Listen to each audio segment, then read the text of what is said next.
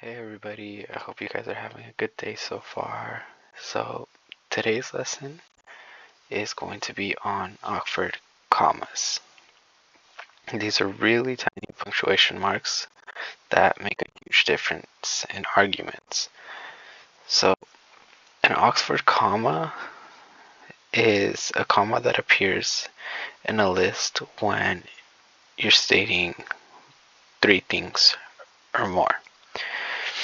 It usually comes right before the and in the list. Some people love it, some people really hate it, but it can really change the meaning of a sentence entirely. So watch the rest of this and hopefully you guys know how this all works. So it's also another way for people to know what an Oxford comma is a serial comma. So yeah, pretty much like I said before, the Oxford comma is just placed before the final and or I know that sounds funny, but hopefully you guys get what I mean, and a list of 3 or more items. So I have an example here. I love my parents, Lady Gaga, and Humpty Dumpty. And right there, it sounds like, oh, you love your parents, Lady Gaga, and Humpty Dumpty, like, it's not, you don't have a distinction there between, oh, I love my parents, I love Humpty Dumpty, and I love Lady Gaga. So here is where you can use the Oxford comma. And now you have I love my parents, comma, Lady Gaga, comma, and Humpty Dumpty. That makes it seem like, now you love those 3 things and not, oh, your mom's Lady Gaga and your dad's Humpty Dumpty. And it separates it to where it's a list now, so as before, it's just not as confusing. The main point of the Oxford comma is to prevent those big confusing sentences or arguments. So a lot of people really hate it. On a side note, a lot of people really hate it. Some people find it useless. Other people find it extremely useful. But I got another example here. I bought apples, oranges, and bananas. You don't need the Oxford comma there because it makes sense. I bought apples, oranges, and bananas. So it's like if you were to read the other sentence, I love my parents, Lady Gaga, and Humpty Dumpty, and then read, I bought apples, oranges, and bananas. The sentence, I bought apples, oranges, and bananas seems more normal. It doesn't sound like something else, whereas I love my parents, Lady Gaga, and Humpty Dumpty seems like that's their parents. So, like right here, technically it's fine, because everybody will understand the meaning of it, but it can be added in here.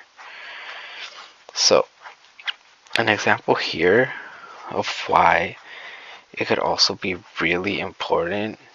It's kind of extreme, but I mean, it can really, it can save lives, it can prevent lawsuits. It's, especially in writing and contracts, this is very, very important.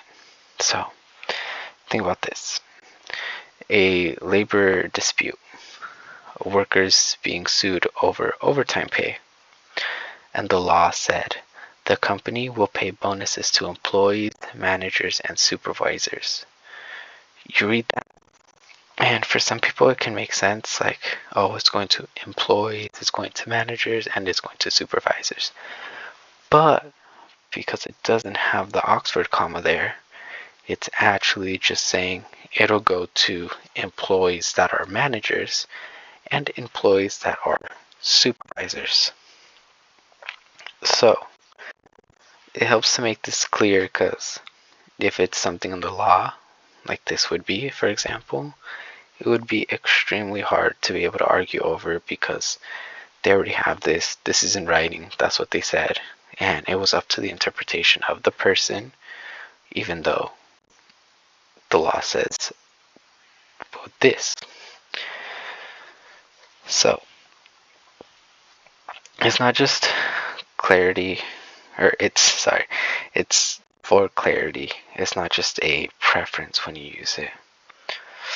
And there's some rules you can use if you're ever wondering when I should use an Oxford comma, when I shouldn't. And usually you should remove it. You should use it if it removes confusion. So if you have a sentence where, like, the I bought apples, oranges, and bananas doesn't make sense, you don't need it. But if you have I love my parents, Lady Gaga, and Humpty Dumpty, yeah, Oxford comma would make a lot of help there. So you know your parents aren't Lady Gaga and Humpty Dumpty. So pretty much also normally use it in essays, academic papers, pretty much anything that is professional. Sorry, I'm just a little tired. But here we got another example. For breakfast, I had eggs, toast, and orange juice. It's clear. That makes sense. Perfectly fine with an Oxford comma. Then you have another one like the first one. I invited my parents, Oprah Winfrey, and Kanye West. Okay, so your parents are Oprah Winfrey and Kanye West, It's really confusing without the Oxford comma. Obviously, they're going to know your parents aren't Oprah Winfrey and Kanye West. But if you have the Oxford comma there,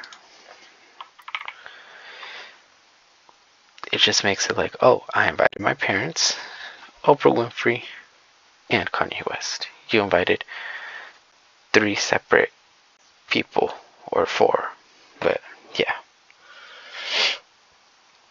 So pretty much a way that you can decide yourself if you think you should use it or if you don't think you should, you can check if there's a specific way that the essay needs to be written.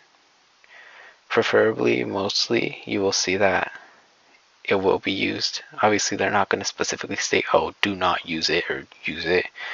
Normally, you can tell, especially if it's in college essays, you're going to be using a lot of this Oxford comma. Another thing is, could the sentence be misinterpreted without it? So, like, this first sentence, that can be misinterpreted. But this one, it's kind of hard to misinterpret that. So, if it can be misinterpreted, recommend putting that comma down. Another thing is, if you're writing, obviously, if you're just writing for like social media, you're just writing a caption, you don't really need it. But yeah, so just remember, it's a small thing, but it's extremely strong, and it really helps out your clarity. So, like I said before, an Oxford comma can save lives, prevent lawsuits. It can do a lot. It can really get rid of those very awkward situations from your writing. So, hope you guys learned something new. Hope it was able to help you out. Hope you guys have a great day.